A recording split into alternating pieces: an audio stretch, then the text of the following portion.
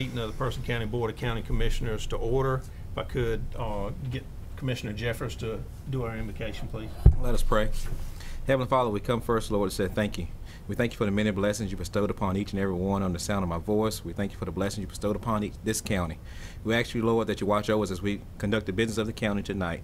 In your name we pray. Amen. Mr. Powell. Raise the flag, please.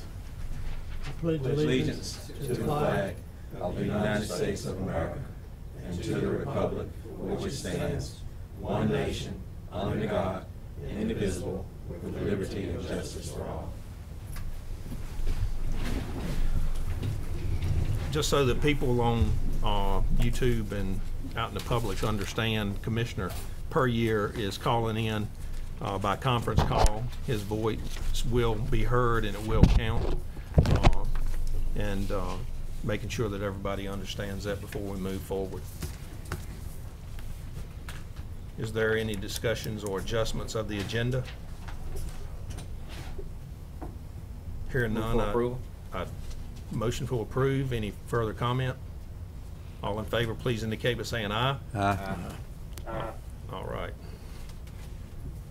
I have 3 people signed up for public comment. Understand, Mr. Carroll, you only want to speak. Do you want to speak? No, only if you have questions. Okay. Okay, thank you. All right, so next on the list is Ms. Short. If you would come to the podium and state your name and address. And since we have 2 people signed up to speak, you get 5 minutes. Okay, hopefully I won't take that long. My name is April Short. I live at 495 Lester Birch Road. I am here as a representative of parents and people in the community. We would like you guys to know that we're invested in our community and our youth, and we want to bring to the county commissioners' attention to see what you guys are going to do about possibly putting in something for our youth, like a splash park or a rec center. Our children need something to keep them out of trouble, out of the streets, and to enjoy it in the summertime. A lot of times we have to travel outside of our community just to enjoy things of that nature, such as going to Alamance County, Caswell County, sometimes in Danville, Virginia. So I just want to bring to the board's attention that we would like to see something implemented in Person County for our youth. And that could be along the lines of a splash park or a rec center. You know, you guys choose. We just need something. We need something for our kids. At this point, it's been so long without something. We aren't picky, but we would like to see something take place so our children here in Person County can be represented and their voice can be heard, and they can have things to do during the summer activities, as well as if it's a rec center all year round. A rec center could possibly open up opportunities for after-school programs, tutoring. They're more affordable instead of having to use privatized things in the community, such as other pools or things of that nature. But we need something that's more affordable, that any person in the community can go up to and actually use the facilities. And that's all I wanted to speak on. All right, thank you. Thank you. No problem. Mr. Glass, approach the podium and give us your address and your name, please. How y'all doing? My name is Antonio Glass. Address is 65 Grays Road, Roxborough, North Carolina. I too am here on behalf of the community and the youth. We are actually pushing for the community rec center. I know that the community rec center has come up before, and this has been years of discussion. I wasn't interested in then, but now that I've started working back with this nonprofit, Terry's Kids Outreach, it's in Roxborough, and we're starting to work out in the Roxborough Housing Authority areas and the communities, working to help build those communities back up. And what we're seeing with a lot of those areas is that they're having issues with the crime rate. We all know that. We know that crime and drugs and all that is an issue in Person County. And one of the main issues is that the kids have nothing else to do. There's nowhere for the kids to go out and maybe pick a game, pick up basketball. There are no pools for them to access to. There's no programs. There's nothing for the kids to do other than get in trouble. And what we as the community are doing now is we're really trying to get into this fight with the community rec center, trying to figure out what's going on with it, why is it not happening. We understand that it's the vote holding it up, and I really wish Mr. Purdy was here because I wanted to see you face to face. Sorry, but you're not here, but you can hear me.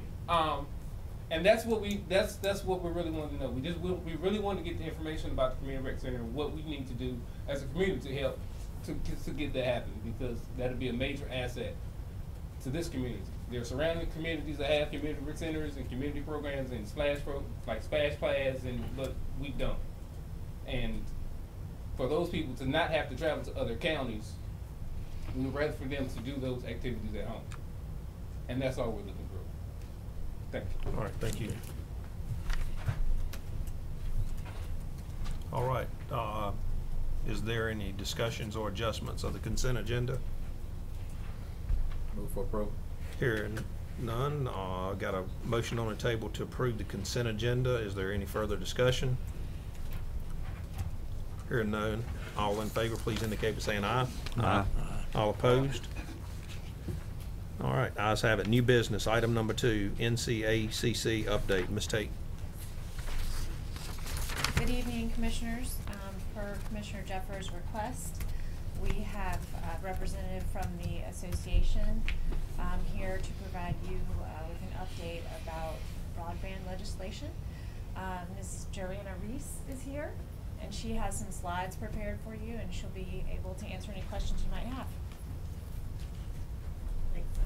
Thank you for coming, Ms. Reese. Yes, sir. Thank you. I am Joanna Reese. I am the Director of Government Relations with the Association of County Commissioners, and always glad to come and visit our counties. It helps us remember why we do what we do in Raleigh, so I really appreciate the invitation. As Ms. Tate said, I was asked to come and talk some about some activities going on at the legislature with broadband. I'm going to mention a few of the other things that we're doing also. This has been an issue that the association's been interested in ever since I've been with it, about 5.5 years, probably before then. So we do try to take a broader view of things other than the just what's going on at the legislature. And I need a clicker. The technical term. I need a clicker. Thank you. It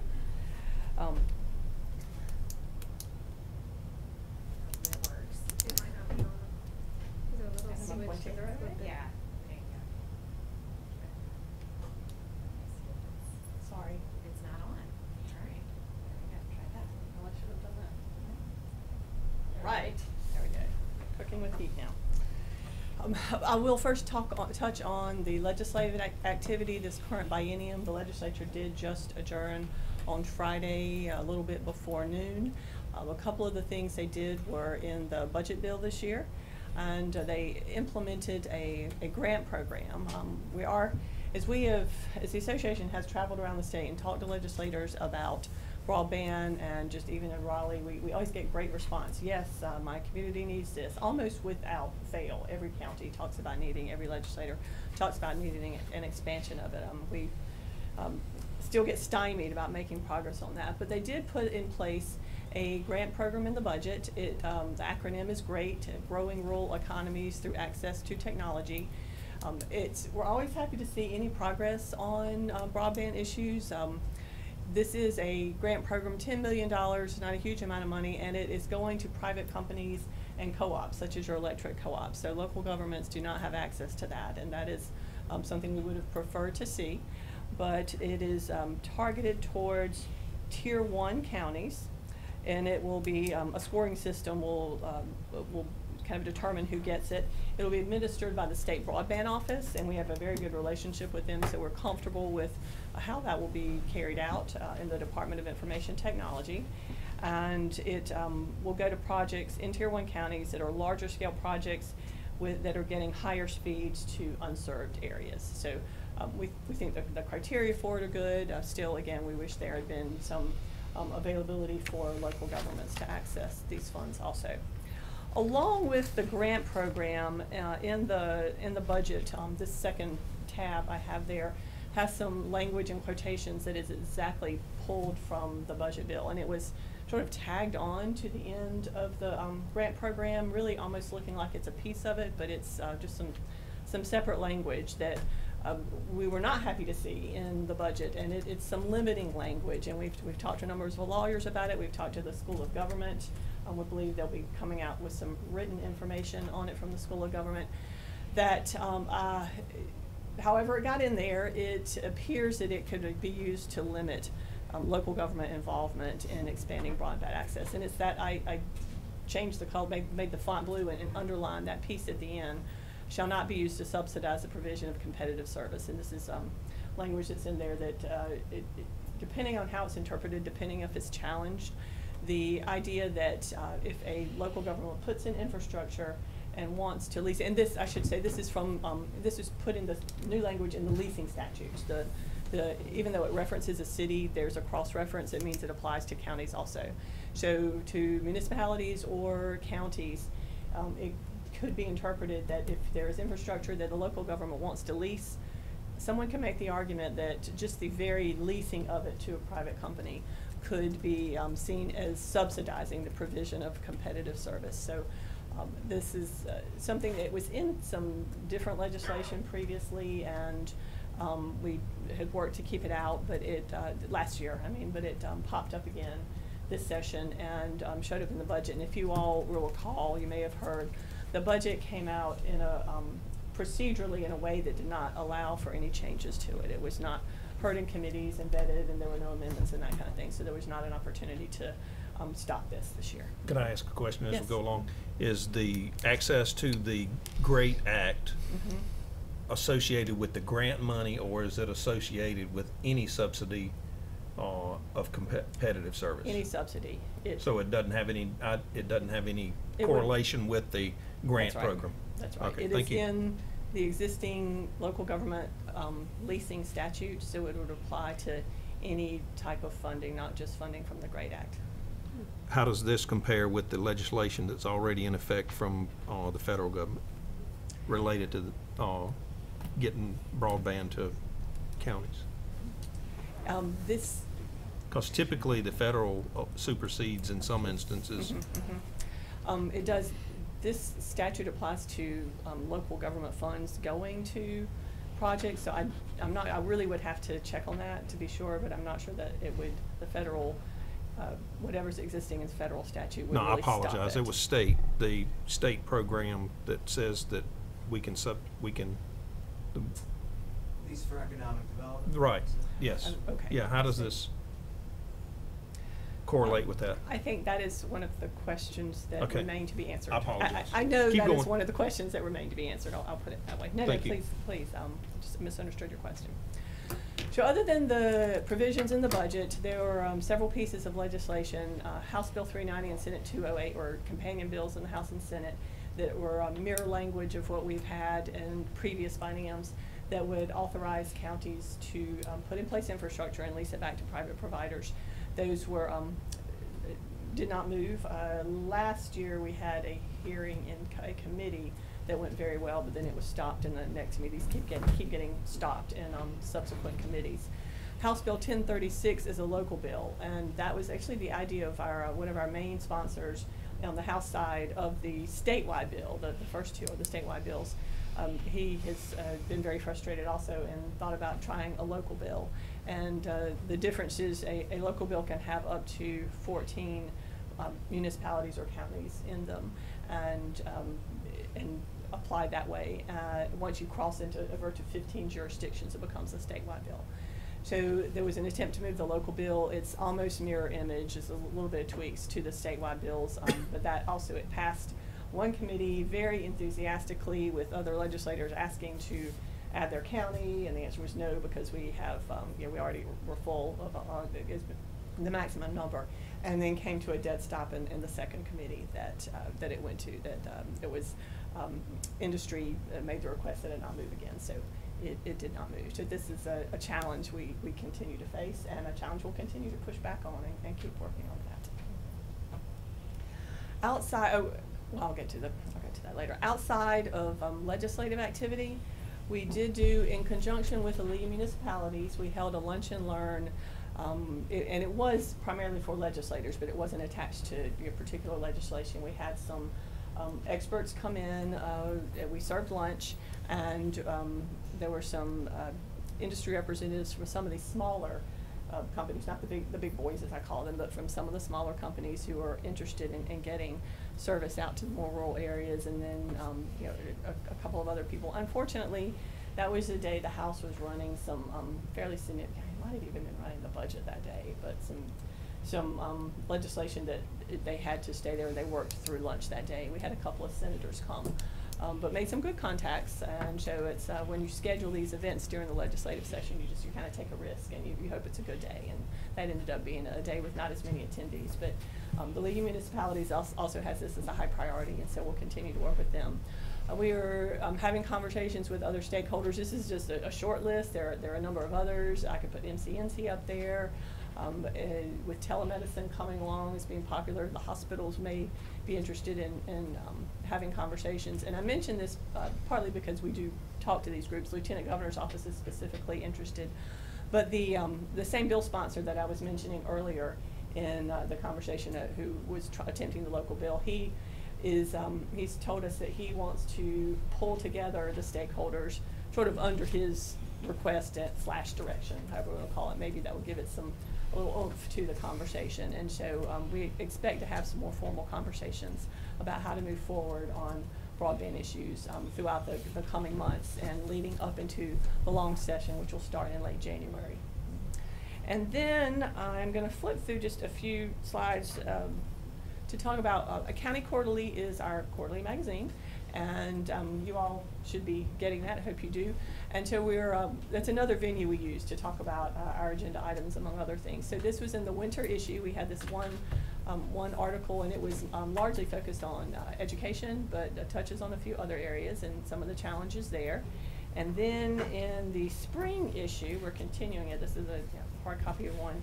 We have several articles there also. This is a broader statewide conversation, a statewide article. Then we took, and these are all in the spring issue. Then we did a example of a specific county who is involved in some activity. Then this is, and I'm sorry, I am blocking it on the screen, but on the right side, this is our federal we have a federal consultant, not a lobbyist, but a federal consultant who does a monthly column, or excuse me, a column in the quarterly magazine, and we asked her to write it on federal issues related to broadband, or from the federal perspective. And so we're trying to tie all this together. Okay, I'll lay that up. So any questions up to this point? I'm going to transition to kind of moving forward what we're going to do. All right. I can't quite say the biennium is over. The legislature did adjourn, but they did not adjourn sine die, meaning the biennium is over. They are coming back in November. Not quite sure exactly what they're going to do, but not necessarily going to look at statewide issues. We think they'll be maybe looking at legislation concerning constitutional amendments. So while technically and legally it's wide open, there may be a more of a focus. So we will start. Look in your email mid-July for the call from our association for legislative goals for the coming biennium. So we're starting to prepare now for the next biennium. So anything that you would be interested in seeing from the broadband standpoint,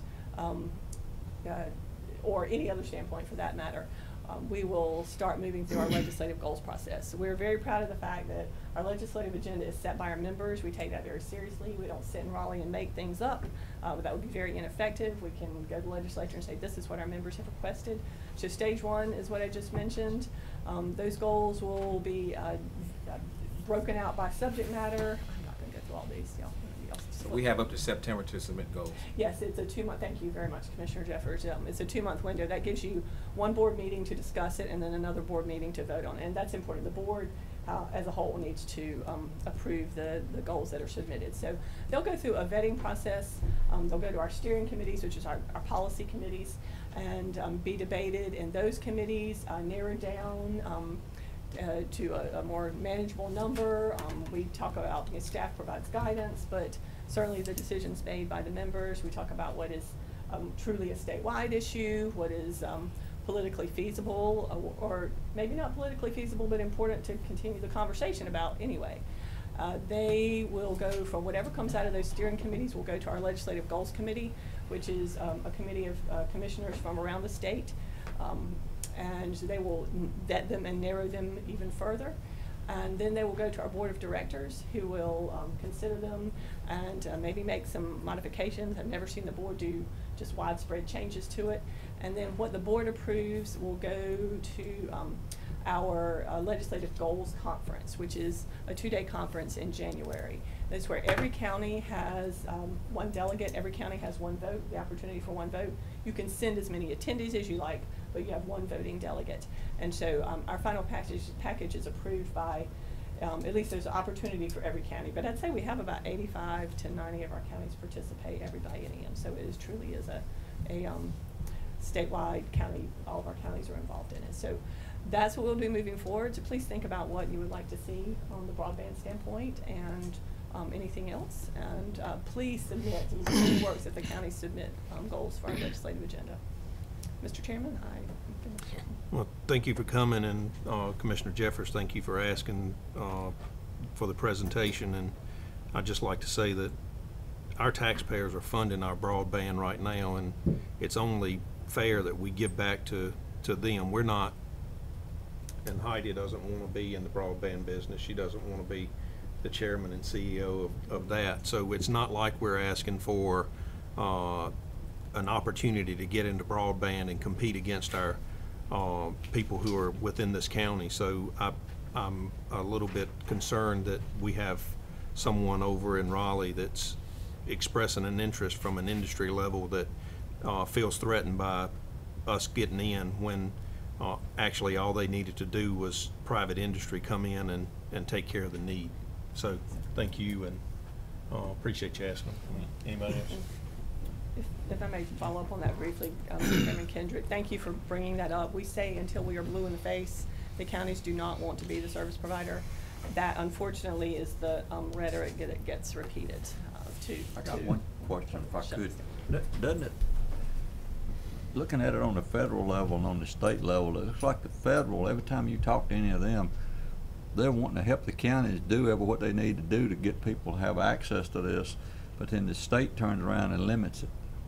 It's kind of a struggle between the two governments, between the federal government and the state. And actually, this time it looks like the federal government, to me, from what I see and what I see with the National Association of Counties, the federal government's more on the side of trying to get the locals some help than our state legislature is. So it's just, and maybe that's just the way it looks, but to me that's the way, because they put grant money and all kinds of things. Other states and other cities are getting money from the federal government to do exactly what we're doing here. But here we are in North Carolina. Our legislature's limiting us. It's a Have I got that right, or am I also. backwards? I can't claim to be an expert on what the federal government allows, but there is not a federal law that will specifically allow, that will direct or authorize local governments to put in infrastructure and lease it. That would take care of the problem. And there is specific goals through NACO, a lot of them tailored around rural counties and rural broadband, because if you go out west, especially some of those counties and some of these John Deeres that you see riding up around down the road, they've got GPS and all kinds of computer systems on them that they can't even utilize because they don't have access to it out in those areas. And not alone what we're talking about for our children and stuff within the schools. And you know, we try to echo all the time that we get enough calls. We don't want to be the cable guy. We're just trying to get our citizens served. That's right. You're absolutely right. Well, it's frustrating when counties like us, rural, tier 1, needy, take the initiative to do something here, and then we don't have state support. That's what's really, really frustrating about it. So is our best option to get a new local bill introduced, another 14 county bill? It sounds like it wasn't a statewide. I would take every possible avenue that is available to us. Sure. If this continues to be on our agenda, the direction of our members, will do another statewide bill. So we need to call Frankly, Yarborough I think there are some of the bill and see if we can sponsors tag who will on. do it whether we ask for it or not. Okay. But why not have local bills also? Sure. As many local bills as we can. Okay. Mm-hmm. Any further comments, questions? Well, I just wanted to Simple. ask Joanna, so is there something that, you know, other than submitting a goal, is there anything else that we can be doing, contacting our state representatives? Certainly always contacting your state representatives, and with some concrete examples of how the community is missing out on some things because you don't have broadband access. Is it you know, are there businesses that come here and say, we love Person County, but we need stronger internet access, and that's one of the top 3 things we need. Are there, and I'm somewhat making this up, but we have heard these examples. Is it a healthcare issue? Do you, I mean, you're kind of close to Durham, but still, is it an opportunity for your residents to be able to access specialists through the internet that they might not be able to, for health specialists that they wouldn't be able to access? Or do you have children that can't do their homework at home because they don't have access to the internet? If you get the opportunity, talk to your federal representatives also. And if you have any friends high up in any of the telecom companies, then let's talk. All right. Thank you. Thank you. Thank you for coming. We appreciate It was you. a beautiful ride once you get to county line. It was a beautiful ride. It was. Thank you so much. Ms. Tate, anything else? No, that's it. All right. Item number 3 on our agenda, request by Tom and Diane Barnett for a cluster subdivision concept plan consisting of 8 lots on 10.73 acres located on Old Highway 57, tax map and parcel A15-8, A15-148 in the residential zoning district. Ms. Oakley. Mr. Chairman, members of the board, if I could get my presentation on the screen.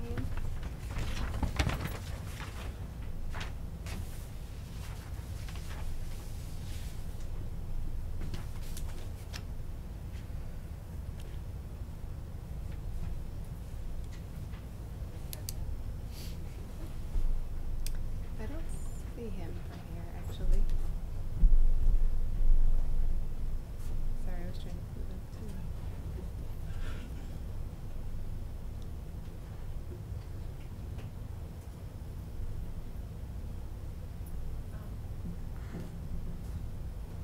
Could you send that in? Can you resend that? Okay. I can probably even start talking out it because it's a very brief presentation. And you have the site plan in front of you. Briefly, this is a proposed cluster subdivision, as you stated, off of Old Highway 57. The site contains 2 parcels that are adjacent to Hyco Lake. The property is zoned residential. It's currently vacant and has grassland and woodlands on it. To the west of the property is Hyco Lake and some single-family dwellings that are zoned residential. Just to the north of the site are woodlands, which the property is owned by Duke Energy, and it's zoned residential. And to the east and south, all of that is woodlands, and it's also zoned residential. And looking at your map, you'll see that these parcels are kind of divided unusually. You've got the larger parcel, A15-148, and then the smaller parcels, which are one parcel, tax map and parcel, A15-8, just because years ago it was subdivided, and that is the residual tract of that one parcel. So that's why it looks kind of odd and not all adjacent to one another. As I stated, a single-family cluster subdivision is proposed for the site in accordance with Section 77 of the Person County Planning Ordinance. There will be a total of 8 lots located on 10.7 acres. The minimum lot size will be 6,000 square feet, and the minimum lot width will be 60 feet. These are minimums allowed by our ordinance. This doesn't necessarily mean when they get out there that's what the actual lot sizes will be once configured. The subdivision will contain 4.14 acres of common open space. Here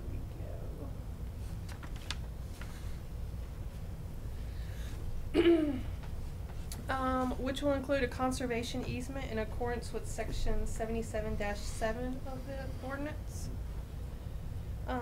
The applicant is proposing a private street with 50 feet of right-of-way and 18 feet of pavement width. The maintenance of the private roads will be handled by a road maintenance agreement and administered by a homeowners association. Lot 7 at the very end of the cul-de-sac is considered a flag lot, and it meets the 35 minimum lot width for the flag staff of said flag lot. The lots will be served by individual septic systems and wells, and the plan does depict possible off-site septic drain fields within the common open space. The property is located in the Roanoke watershed and does not lie within a 100-year special flood hazard area. The Person County Land Use Plan, oddly enough, does not identify this property as any category. I think that's more of a reason why we might need an update to our land use plan. However, properties adjacent nearby do have identifications, and they're identified as rural residential, which aligns with the proposed subdivision. Appendix O of the land use plan lists the goals and objectives for the county, including to provide a variety of housing types, densities, and price ranges. So again, just to summarize, the property is located in an R zoning district, and the applicant is proposing to develop an 8-lot cluster subdivision on 10.7 acres, which will contain 4.14 acres of common open space. The proposed subdivision meets the requirements outlined in Section 77, which is the cluster development section of the planning ordinance, and the planning staff recommends approval of the concept plan for subdivision SUB 01-18. This plan was presented to the planning board at their meeting on June 14th, 2018, and the planning board voted unanimously 6-0 to send a favorable recommendation to the Board of Commissioners for this project. I'd be happy to answer any questions you have of me at this time, and also the surveyor and the realtor for the project is here if you have any questions of them. When doing this, given out there in the lot with the 420 line, are the property owners aware of the Lake Authority, or do they meet with them and find out what they can and cannot do below that line? Right, so we will advise them of that. The planning ordinance currently has a 0 setback on that contour line, and we always encourage them to also reach out to the Lake Authority to find out what the regulations are also. Question, Chair. I recognize, go ahead. We've already been to the Lake Authority with this plan, the last meeting. Mr. Carroll, could you step up to the mic so we can make sure we get you recorded? Jay, our surveyor, Jay Jennings, and I went to the Lake Authority, presented the plan, and they unanimously said it was, while they didn't issue us leases yet, because we're not requesting that, they said our plan met with their requirements and that we would be able to get leases for each one of the lots, except Lot 8, that's not on the lake. Right.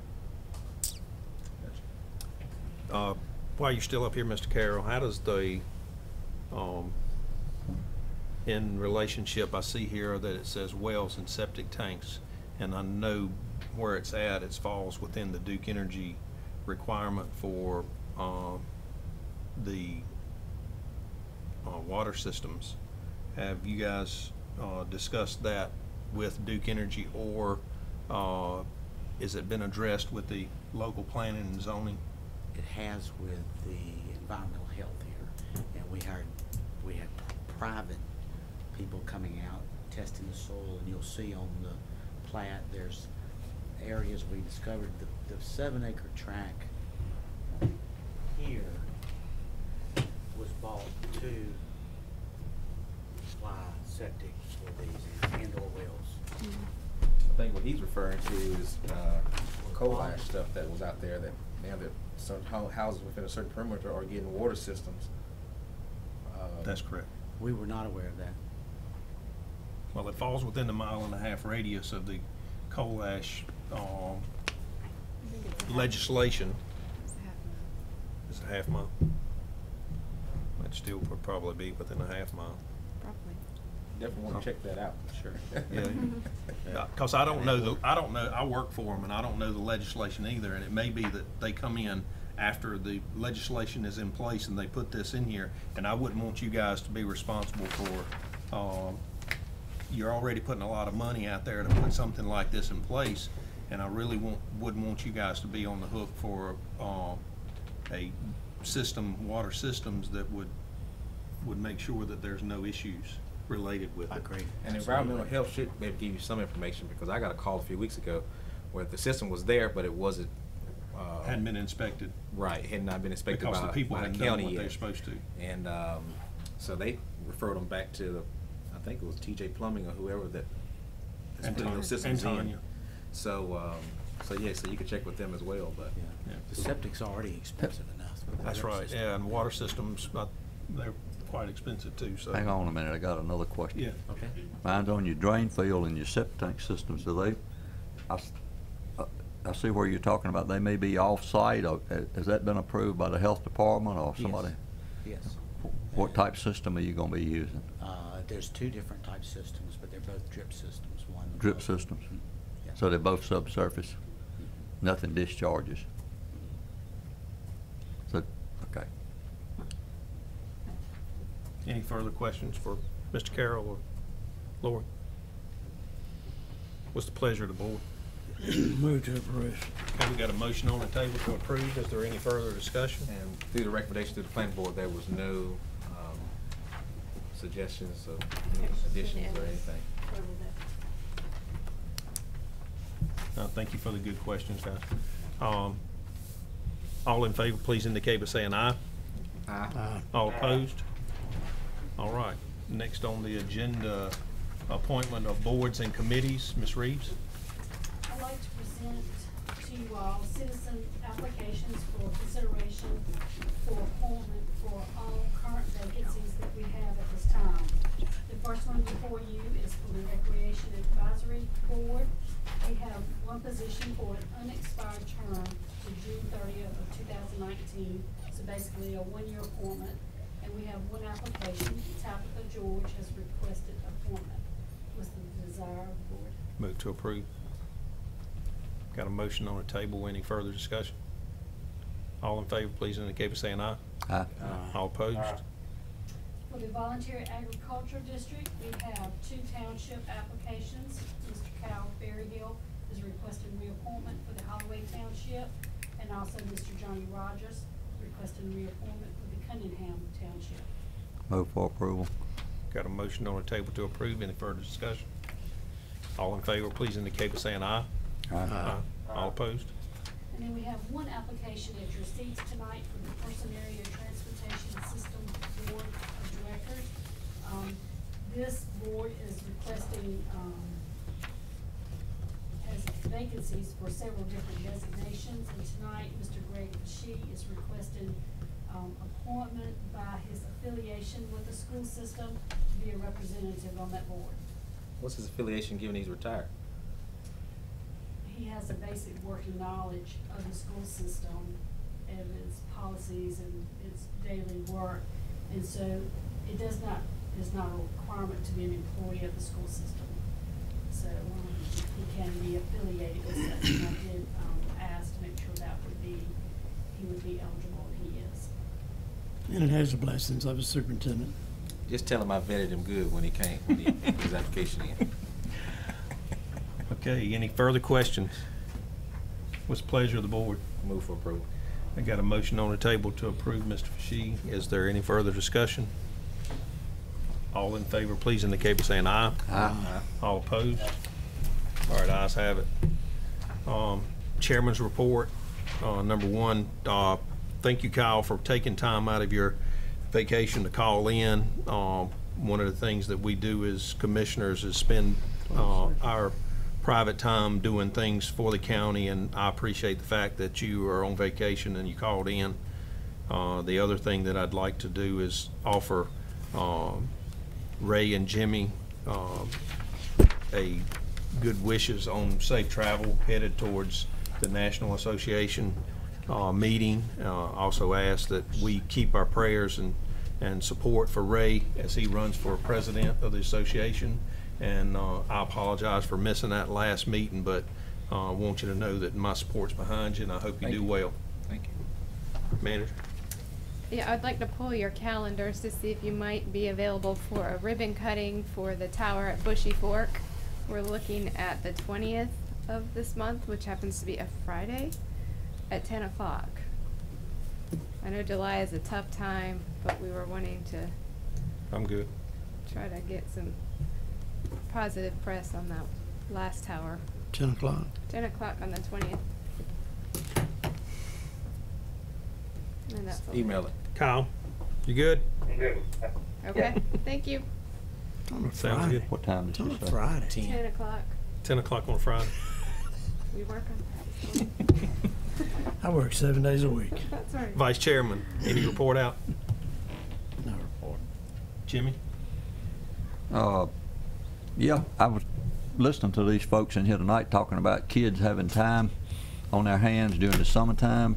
I've talked to several people, and I mentioned it to Heidi tonight. I told her if we meet with the Board of Education again, we need to talk about year-round schools. I think that'd be a good answer to extra time. A lot of parents would like it to get a couple of weeks off here and a couple of weeks there instead of a continuous time off. But I mean, I think that's something they ought to think about. Thank you, Jimmy. Mr. Jeffers? Since we last met, I think I've had an extension board meeting.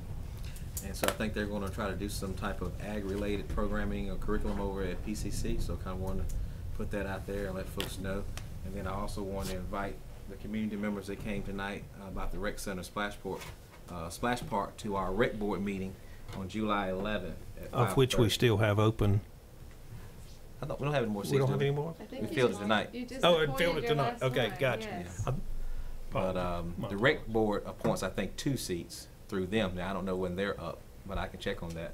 But it's open to the public as well, July 11th, 5:30, and it's held at Parks and Rec right up in Sandsbury. That's all I have. All right. Does anyone else have anything? Commissioner Puryear, I apologize. You're on the phone. Do you have any report out?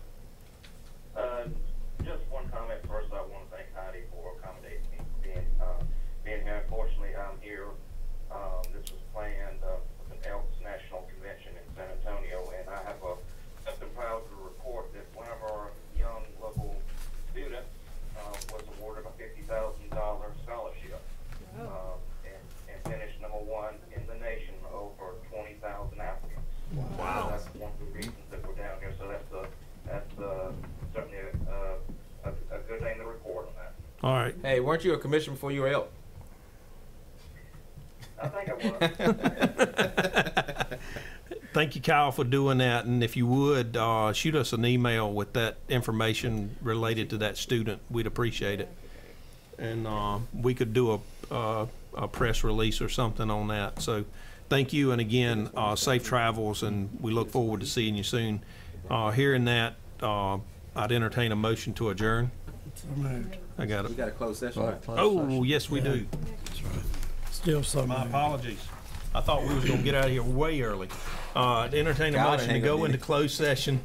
A motion to enter into closed session per General Statute 143-318.11A5 to consider the acquisition or lease of real property to establish or to instruct the public body staff or negotiating agents concerning the position to be taken on or behalf of the public body in negotiating the price or any other materials of the contract, proposed contract, or the acquisition of real property by purchase, option, exchange, or lease, the amount of compensation or other material terms of an employment contract or proposed employment contract with the following individuals permitted to attend: County Manager Heidi York, Clerk to the Board Ms. Reeves, County Attorney Mr. Aycock, and General Services Director Mr. Fashee. I'd entertain a motion to go into closed session. So moved. What was All this- in favor, what was please this for indicate. again? If you may go through that again. I'm actually getting fairly good at this, Ray. I stumbled through it quite a bit. All in favor, please indicate by saying aye. All opposed? We're gonna go back and look at we're gonna go back and look at the film later, and you'll see how I struggled through it the first time.